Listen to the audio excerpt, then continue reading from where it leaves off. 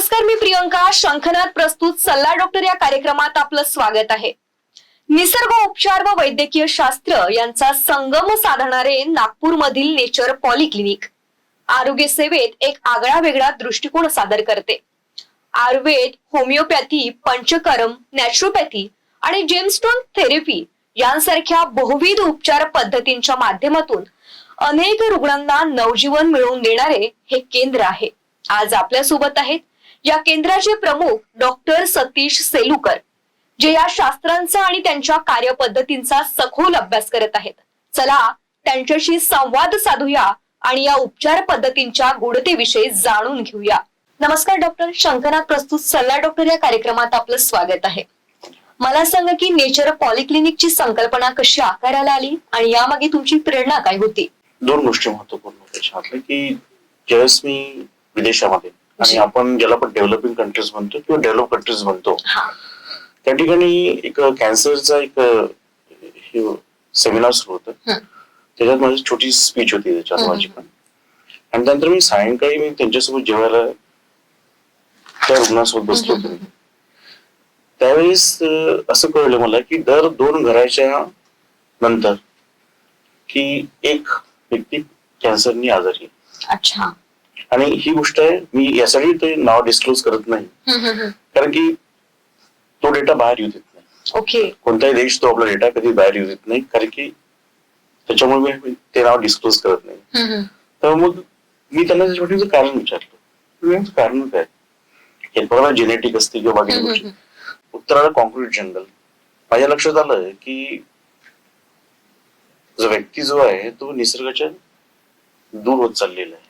आणि जितका तो दूर होत चालला तितकी या गोष्टी सर्वात जास्त जवळ येते. दुसरी गोष्ट म्हणजे आज जे धकाधकीचं जीवन आहे आपल्याकडे, लाईफ जी लाईफस्टाईल आता जी अडॅप्ट आहे त्याच्यामध्ये फार वेळ कमी स्वतःकडे लक्ष द्यायला.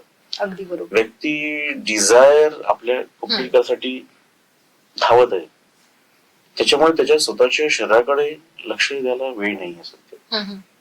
आणि ह्या सगळ्या गोष्टी जर विचार केला मी त्याचं असं कळलं की आफ्टर कोविड नंतर पण की बराच वाईट परिणाम त्याच्या शरीरावरती, मानसिकतेवरती आणि शरीरावरती, आणि त्याच या दोन्ही गोष्टीचा असंतोल झाल्यामुळे सोसायटीवर त्याचा जास्त फरक पडलेला आहे. ओके. जर तुमची सोसायटी जर चांगली नाही तर देश चांगला राहू शकत नाही. त्या प्रत्येक देशाचा धन हे 2 ठिकाणी अवलंबून असतं. एक त्याची शेती, दुसरं त्याची शारीरिक आरोग्य. म्हणून हा विचार केला की आपण या ठिकाणी इथे कोविडमध्ये, इनफॅक्ट कोविडमध्ये चालू केलं विषयाला इथे. तसं मी प्रत्येक ठिकाणी सेंटर्स होते आमचे, त्या ठिकाणी आमची जी टीम होती त्या टीम सोबत काम करायचं. पण मला असं लक्षात आलं की यासाठी सोल्युशन एवढंच आहे की सगळ्या डॉक्टरनी आपण एकत्र यावे प्रत्येक पॅथीच्या आणि इथे चालू करावे. ओके. म्हणजे ही प्रेरणा होती तुमची. हीच प्रेरणा. ओके. मला सांगा की तुमच्या क्लिनिकमध्ये नॅचरोपॅथी, होमिओपॅथी, पंचकर्म यासारख्या अनेक पद्धती आहेत, तर त्या एकत्रितपणे कशा कार्यान्वित होतात? काय करतो आम्ही, जेव्हा रुग्ण माझ्याकडे येतो किंवा पेशंट माझ्याकडे येतो तर त्यावेळेस त्याचं पहिल्यांदा त्याची आपण हिस्ट्री टेकिंग करतो. हिस्ट्री घेतल्यानंतर त्याला काउन्सिलिंग केलं जाते. त्यानंतर तिचा जो आजार आहे की त्याची जी मानसिक स्थिती आहे त्या सगळ्यावर डिसाईड केलं जाते की याला कोणतं सूट करेल. ओके. पुष्कळ असं होतं की पेशंट काय वेगळा विचार करून येतो आणि त्याला वेगळं ट्रीटमेंट करतो, कारण की त्याची मानसिकता किंवा शारीरिक आरोग्य या सगळ्या गोष्टीवर डिपेंड करत असते की याला आयुर्वेदाची गरज आहे, होमिओपॅथीची गरज आहे, बाश थेरपीची गरज आहे, जेमस्टोन थेरपीची गरज आहे किंवा मॉड थेरपीची गरज आहे, म्हणजे नॅचरोपॅथीची गरज आहे. याच्यावर डिसाईड करतो. आणि पेशंटचा तो पेशन्स पण महत्वाचा असतो की हा किती वेळ देऊ शकेल आपल्याला. ओके. आता तुम्ही जेमस्टोन थेरपी बद्दल सांगितलंच, तर मला सांगा की जेमस्टोन थेरपी जी आहे ती काय आहे नेमकी आणि ती इतर उपचार पद्धतींपेक्षा कशी वेगळी आहे? हे महत्वपूर्णच आहे कारण की मला आवडला प्रश्न, कारण की पुष्कळ जणांना जेमस्टोन थेरपी बद्दल फार कमी कल्पना आहे. नेचर म्हटल्यानंतर लाईट आलं आणि विदाऊट लाईट आपण कोणतीच गोष्ट करू शकत नाही. तर या संपूर्ण नेचर मध्ये जितके जेम्स आहेत ते लाईट इमिट करतात. ओके. लाईट बरोबर व्हायब्रेशन पण इमिट करतात. सेम थिंग आपलं जे शरीर जे बनलंय पंचमहाभूतांनी बनलेलं आहे. अगदी बरोबर. त्याच्यात वात, पित्त, कफ हे पण ऍड केलेलं आहे. ज्यावेळेस तुमच्या वात, पित्त, कफ किंवा पंचमहाभूतामध्ये जर फरक पडला, म्हणजे ते सेल्युलर लेवलला फरक पडला, तर तुमच्या बॉडीमध्ये आपण ज्याला म्हणतो तुमचं आरोग्य हे सुदृढ राहतं. सुदृढ नाही राहू शकणार. ओके. तर जेम थेरपी काय काम करते, त्याची जी व्हायब्रेशन आहे, त्याची जी लाईट एनर्जी जी आहे ती त्याच्या सेल्युलर लेवल पर्यंत जाऊन काम करते. ओके. त्यासाठी प्रत्येक मिडियमची गरज असते. त्यासाठी टिंचर युज करतो आम्ही त्यासाठी. ओके. जस्ट लाईक होमिओपॅथी ते मेडिसिन म्हणून आम्ही लोकांना देतो. अच्छा. मला सांगा की पंचकर्म प्रक्रियेचे फायदे काय आहेत? बघा, 3 गोष्टी आहेत की जसं ऋतू चेंज होतो, तसं तुमच्या वात पित्त कफ, तर प्रत्येकाची एक पर्सनॅलिटी असते. तशी माझी वात पित्ताची आहे किंवा वाताचीच आहे. तर आता जसं वसंत ऋतू आहे त्याच्यामध्ये कफ वाढतो जनरली. ओके. तर त्यावेळेस तुमचा कफ जेव्हा इन्क्रीज होतो त्यावेळेस तुम्ही गोड पदार्थ नाही खायला पाहिजे, है की नाही? पण तो वाढतोच. तो म्हणजे तुम्ही न खाल्लं तरी वाढतो, तो वाढतोच, कारण की तुमची डॉर्मंट आहे, तुमच्याकडे कफ प्रकृती तुमची वाढणार. ओके. तर त्यावेळेस काय करायला पाहिजे, पंचकर्म त्यावेळेस तुम्हाला मदत करते. पंचकर्म अशा पद्धतीने की तुम्ही त्यांची बस्ती करू शकता, त्यांचं तुम्ही नस्य करू शकता, तुम्ही त्यांचं बऱ्याच गोष्टी त्याच्यामध्ये येतात. या सगळ्या म्हणजे बॉडीचं डिटॉक्सिफिकेशन जर झालं तर तुम्हाला तिन्ही ऋतूमध्ये तर तुम्हाला तुमच्या शरीरावरती त्याचा परिणाम येणार नाही. ओके. परिणाम येईल पण कमी प्रमाणात येईल. परंतु तुमच्या बॉडीचं डिटॉक्सिफिकेशन होणं अतिशय महत्वाचं असते. तर ते झालं नाही तर सेल्युलर लेवलला किंवा तुमच्या इम्युन सिस्टीमला तो धोका देणार. अच्छा. ओके. मला सांगा की निसर्गोपचार या पद्धतीवर लोकांचा पुन्हा विश्वास येईल यासाठी काय करता येईल? बघा म्हणून आज प्रत्येक व्यक्ती स्ट्रेस होते.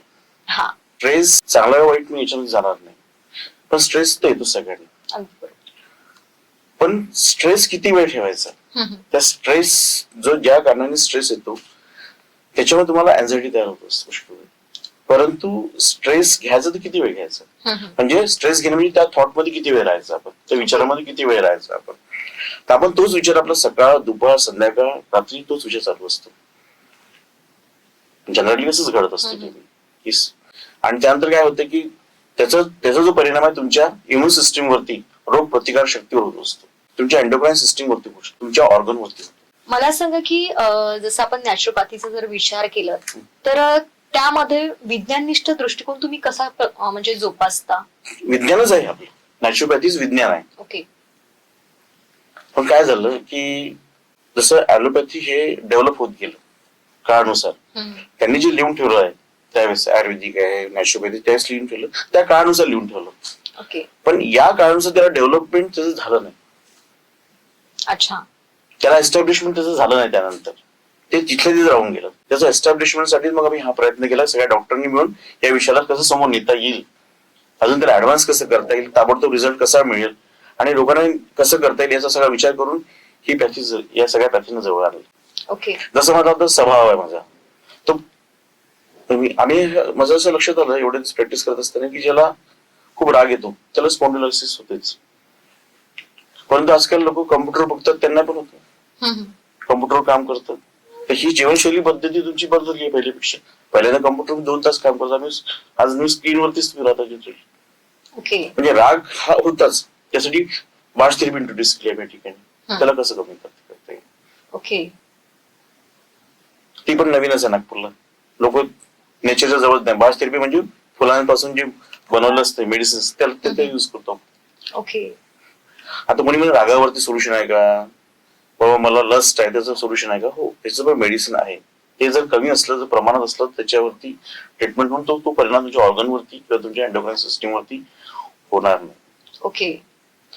मला सांगा की या धावपळीच्या जीवनामध्ये आपलं खाणपान, आपलं आरोग्य याकडे दुर्लक्ष केलं जातं, तर आपली जीवनशैली कशी असावी? अगदी बरोबर तुमचं. मग आम्ही कोणाच्या जीवनशैलीमध्ये जास्त जाऊ शकत नाही, कारण कोणाची नाईट शिफ्ट असते, कोणाची डे शिफ्ट असते. जी. ते काही चेंज करता येत नाही. तो म्हणा की माझ्या पोटाचं मी जर माझं पोटच जर नाही भरणार तुम्ही कसं करेल. त्यासाठी माझं सांगणं सगळ्यांना म्हणणं असं आहे की तुमची वात पित्त कफ प्रकृती कोणती आहे पहिला ओळखायला पाहिजे, डॉक्टरचा सल्ला घ्यायला पाहिजे आणि त्यानुसार तुमचं पर्सनली तुमचं जेवण जे आहे, तुमचा जो आहार आहे तो तुम्ही ठरवायला पाहिजे त्यानुसार. सेकंड म्हणजे की प्रत्येकाने आपल्या जीवनामध्ये 3 गोष्टी किती पाळल्याच पाहिजे. प्राणायाम, व्यायाम, ध्यान साधना या 3 गोष्टी अतिशय आवश्यक आहे त्याने प्रत्येकाच्या जीवनामध्ये येणे त्याच्या. ठीक आहे. दुसरी गोष्ट, झोप बरोबर घेणे. ठीक आहे.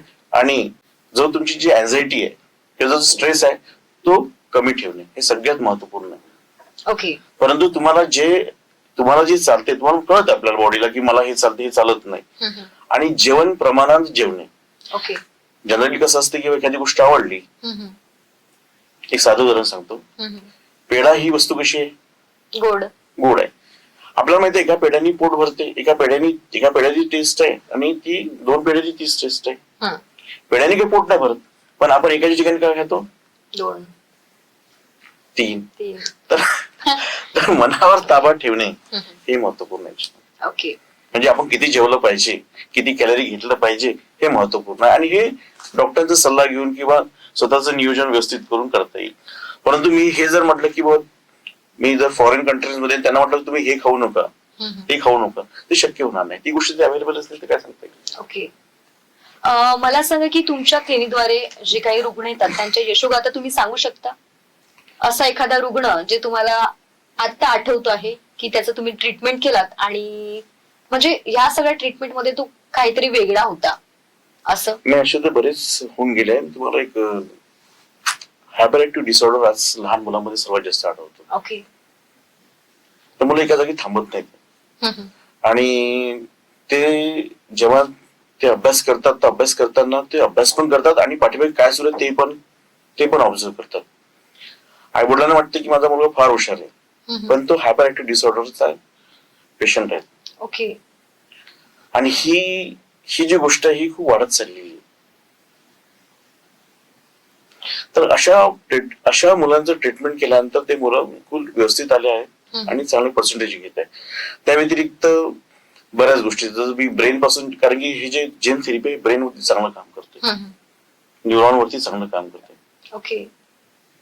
तर जसं स्पॉन्डिलोसिस आहे तुमचं, स्पॉन्डिलिक अर्थरायटिस आहे तुमचं, त्यानंतर लंग्सची विकार आहे, त्यानंतर थ्रोट बद्दल आहे तुमचं जे काही आहे, पोटाची GITचे जे प्रकार आहेत. ओके.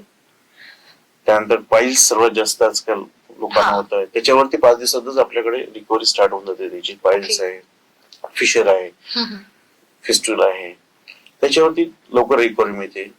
त्यानंतर जेवढे काही आता तुमचे पुढे नी रिप्लेसमेंट सांगितलं जाते ते टाळू शकतो आपण. ओके. काही पेशंट असे पण ज्यांना हार्टचं ऑपरेशन सांगितलं ते थांबून गेले, त्यांचे ऑपरेशन थांबले त्याच्यापासून. कमरेचे आजार आहे तुमचे, कंबर दुखणे आजकाल स्वाभाविक झालंय. नंतर तुमचं अवयस्क नेक्रोसिस जे आजकाल प्रत्येकाला जॉईंट मध्ये होत असते, आपल्या हिप जॉईंट मध्ये होत असते, त्याच्यावरती चांगली याच्यावरती करतात आणि 100% रिझल्ट त्याच्यावरती. ओके. असं म्हणता येत नाही की याच्यात रिझल्ट नाही, 100% रिझल्ट आहे, तो आनंद जातो. ओके.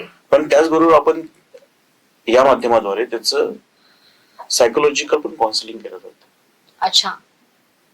म्हणजे असं शारीरिक नसून तर मानसिक अतिशय आवश्यक असते. कारण की मी हे बघितलंय की पेशंट येण्यापूर्वी हा त्याच्या मानसिकतेच्यामुळेच त्याचं इम्युन सिस्टम डाऊन होते आणि त्याच्यामुळे तो रोगी होत असतो. ओके. तर त्याचं जे काउन्सिलिंग आहे त्याचं मानसिकतेवर करणं खूप महत्वाचं आहे. ओके. या नेचर पॉलिक्लिनिकच्या माध्यमातून तुमच्या भविष्यातील योजना काय आहेत? मी गावामध्ये जास्त कॅम्प घेतो. अच्छा. कारण जिथे जास्त गरज आहे. कारण की शहरामध्ये पण शाळेमध्ये आम्ही कॅम्प घेत असतो, कॅम्प घेतो त्या ठिकाणी काउन्सिलिंग करतो, त्या ठिकाणी आम्ही सेमिनार अरेंज करतो त्या ठिकाणी शाळेमध्ये पोरांना. कारण की आज बघितलं असेल की मोबाईल हातात आल्यानंतर सगळ्यात मोठा प्रॉब्लेम आला की कॉन्सन्ट्रेशन लूज झाला त्यांचं, ते कॉन्सन्ट्रेट करत नाही. अगदी बरोबर. कारण आपण एखादी रील जरी म्हटलं तर बस 30 सेकंड जास्तीत जास्त बघण्यासाठी, आणि ती पण रील तू पूर्ण बघत नाही. तुम्ही बघितलं असेल की रील तुम्ही काय करता, तू पटापट समोर करतो, स्क्रोल करतो आणि त्याचं कॉन्सन्ट्रेशन लूज आहे. त्याच्यामध्ये इगो खूप वाढत चाललाय त्या मुलामध्ये, एकटेपणा खूप आलेला आहे. मी जे म्हणेन ते खरं, त्याच्यामुळे तो फॅमिली सोबत तो अलग होत चाललेला आहे. ओके. म्हणजे सरळ सांगा म्हणजे जे प्रेम असते प्रेमापासून तो दूर होत चाललेला आहे, म्हणजे तो नेचरपासून दूर होत चाललेला आहे. ओके. आणि ही गोष्ट ही प्रत्येकाच्या घरी घडत आहे.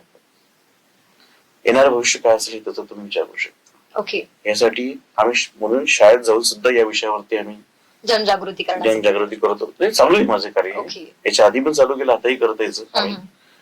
आणि अवेअरनेस प्रोग्राम जेवढे आहेत, जसं तुमच्या माध्यमातून तुम्हाला मी धन्यवादच देईन की तुम्ही या माध्यमातून